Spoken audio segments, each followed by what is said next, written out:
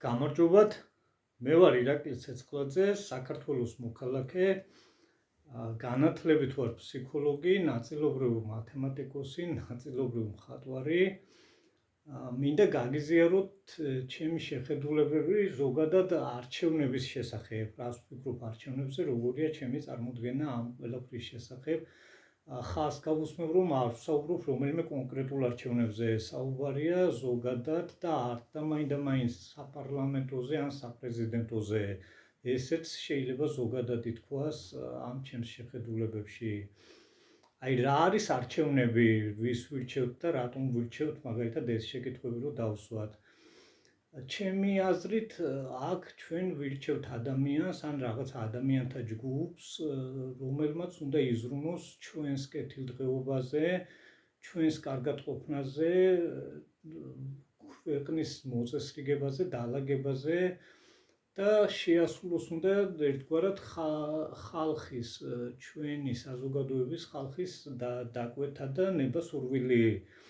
შეიძლება ეს გავაიგივოთ ასეთ რამესთან, რომ აი გამოცხადებულია ვაკანსია და ვირჩევთ ვინ დავასაქმოთ, დამსაქმებელი ვართ ჩვენ და გვინდა შევარჩიოთ ვინ შეიძლება რომ ჩავაბაროთ ეს საქმე.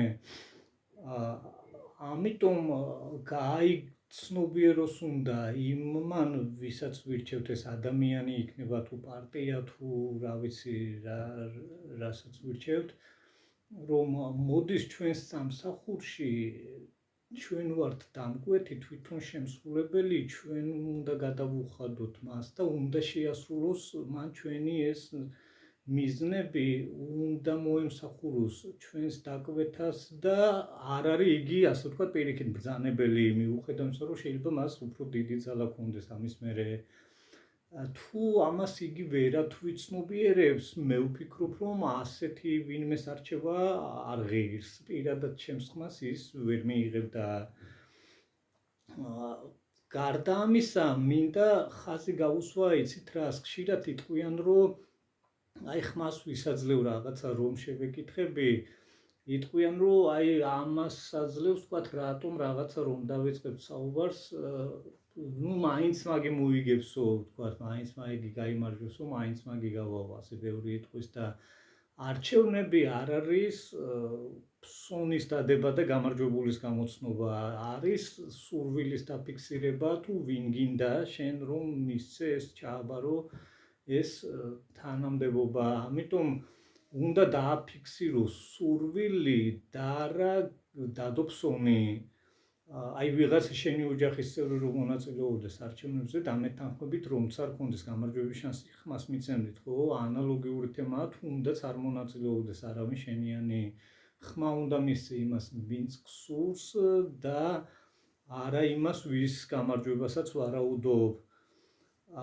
არის მეორე მომენტი კიდე, ხშირად მიდის აი არჩევა იმის მიხედვით, თქვათ, ვინ უფრო ჭკვიანია, ვინ უფრო ძლიერია, ან რაღაცა ასეთი კრიტერიუმებით განსაზღვრავენ, მაგრამ ალბათ ასეთ დროს ჯობია არჩევანის გაკეთება არა სიძლიერით და სიჭკვიანიდან გამომდინარე, უპირველეს ყოვლისა სანდოობის მიხედვით. როცა ვირჩევთ ადამიანს, მას სამთავრობას, მას აი აქვს უკვე დიდი ძალაუფლება, შეიძლება ითქვას, ეს არის როგორ რაღაცა, იცი, ასეთ რაღაცას რო შევადაროთ, უნდა მივცეთ ხელში იარაღი, რომ ჩვენ დაგვიცვას და იმან თუ ის იარაღი აქეთ გვესროლა, ჩვენ იმას გვიზამს, გაგვანადგურებს. რაც უნდა ჭკვიანი იყოს, მაგარი იყოს, კარგი მსროლელი იყოს, თუ მან ჩვენსკენ ისროლა ეს იარაღი, ჩვენ გაგვანადგურებს. ამიტომ მისი პატიოსნება და კეთილსინდისიერება უპირველეს ყოვლისა, ვიდრე პროფესიონალიზმი ალბათ, სანდოობა უნდა დადგეს წინ და მეორე პლანზეა ალბათ ეს მისი შესაძლებლობა, ცოტა უჭკუოთუა შეგვიძლია ხალხმა დავახმაროთ მას ჭკუა და თქვათ პროფესიონალიზმი, ვიდრე მართლა ეს გენიოსი იყოს, მაგრამ არა კეთილსინდისიერი. მერე იცით რა ახლა ბევრი აი მოდის დაპირებებით ვპირდება 1000 რამეს წინა დაპირებები საარჩევნოდ და ну იცით რა რასაც დაპირდება ეს პარტია იქნება თუ ადამიანი ხალხს ეს უნდა შეასრულოს ესე თუ ის სინდისი აქვს ნამუსი აქვს პატიოსანი მართველი უნდა იყოს თავის დაპირებები უნდა შეასრულოს.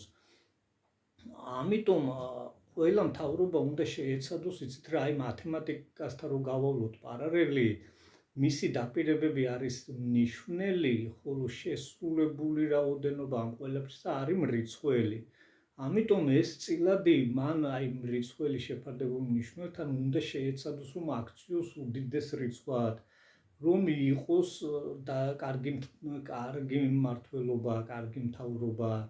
აქედან გამომდინარე, მისი დაპირებები რაც უფრო მცირე იქნება, მით უფრო მეტი შანსი აქვს ამ რიცხვის სიდიდისკენ წაყვანისა, მაგრამ ახლა ბევრი ამბობს, რომ აი თუ თქვათ ასე ცოტა დაპირებებით მოვიდა, თქვათ ასე დაპირდა, ისე არ დაპირდა და ეს დაპირებები არ გააკეთა, ხალხი არ აირჩევსო. მაგრამ ახლა იმის გამო დაპირებები რომ ხალხმა აგირჩიოს და მერე ამის შესრულებას აღარ აპირებ, ეს ჩანასახში ვეტყუვილია მე თუ მკითხავთ. ანუ ამ შემთხვევაში აკეთებ შენ ისეთ რამეს რომ მიდიხარ სრულ დაპირებებზე ოღონდ აგირჩიონ.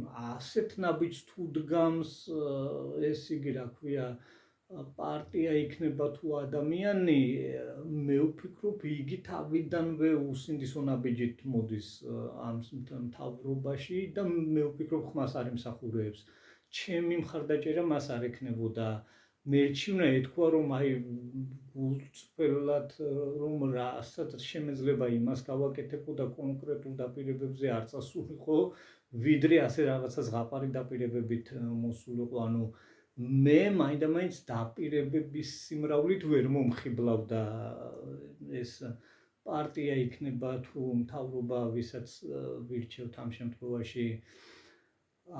მერე აი იცით რა შეიძლება თქვათ აი დაპირებების გარეშე თუ ირჩევს პარტიას ამ კაცს ხალხი შეიძლება გაგვიკვირდეს რომ ეს როგორ შეიძლება და რანაირადო, მაგრამ ამას გავაიგივებდი როგორ რაღაცასთან, იცით?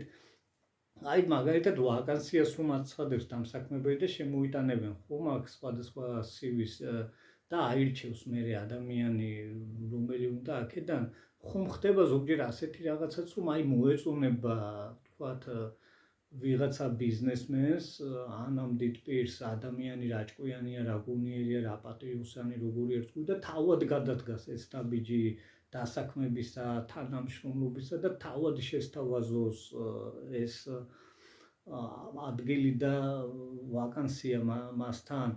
ამიტომ შესაძლებელია ნაკლები დაპირებებითაც აირჩიონ თქვათ პარტია თუ მისი ეს კეთილსინდისიერება და პატიოსანი სვლა წინსვლისკენ ისეც გამოჩნდება ხალხში. კიდე აი იცით რა მინდა ვთქვა, ხშირად ამ დაპირებებს აი ოპოზიციის მხრიდან მესმის ახლა დაპირებები მოვიდა და გვირდება რაღაცებს რა შეუძლია რა გააკეთა, ეს გავს ახლა როგორ რაღაცას იცით მართლა ვაკანსიაზე რომ მიდის ადამიანი და თავის CV-ს მიიტანს რომ ვინ არის რა არის რა წარმოადგენს რომ გაგაცნოს მისი თავი და მისი შეხედულებები, ხოლო მთავრობის მხრიდან დაპირება ჩემთვის მაგალითად ცოტა გაუგებარი და აბსურდულია. მთავრობამ რა უნდა დაგპირდეს თუ რამე დასაპირებელი აქ და შეუძლია შეასრულოს, გაეკეთებია ვინ უშლიდა მთავრობაში არ იყო თვითონ. ან მაგალითად თუ სამომავლოდ გეგმავს კიდე რაღაცას ამ ყველაფერთან ერთად თქვათ აი გააკეთა და კიდევ აქვს, ხო? მაშინ ჩვენ ხომ ურთიერთობა გქონდა ხალხს და მთავრობას ამის შესახებ ისეც უნდა გვწოდნოდა აქამდე ხელს რა გვიშლიდა ურთიერთობისა. ახლა ეს გავს როგორ რაღაცას იცი, აი ჩემთან დასაქმებულია კაცი და მოდიოდეს და მეუბრებოდეს რომ ამას ვიზამ და გააკეთოს ხომ რა უშლიდა ხელს და მისი შესაძლებლობები ვინ არის და რას წარმოადგენს, ჩემთვის უკვე ცნობილია, რადგან თანამშრომლობთ ამდენი ხანი. ამიტომ მისი დაპირებები პირადად ჩემთვის გაუგებარია. მან უნდა გვესაუბროს ალბათ ასე დროს მის მიერ მიღწეულ შედეგებზე, აი რაც ვთქვი მე იმ წილადზე, მრიცხველი და მნიშვნელი რომ იყო, თავისი მნიშვნელით რომ მოვიდა, რა მრიცხველი შექმნა მთელი ამ დროის განმავლობაში და რა შედეგებს მიაღწია და რატომ არის ის ღირსი, თქვათ, კიდევ გააგრძელოს ჩვენთან თანამშრომლობა, თორემ მისი დაპირებები პირადად ჩემთვის ცოტა აბსურდულია. ხა ასეთ დაპირებებს მე რომ დამპირდეს, მაგალითად არსებული ხელისუფლება ჩემთვის უკვე დიდ მინუსს დაიწერს. იქ ვიტყოდი რომ ცოტა მისი აზროვნება მოიკოჭლებს მეთქი. კაი, მოდით ამ ეტაპზე დაგემშვიდობებით, მეც აღარ გავაგრძელებ და სხვა დროს შემოგიერთდებით. კარგად იყავით.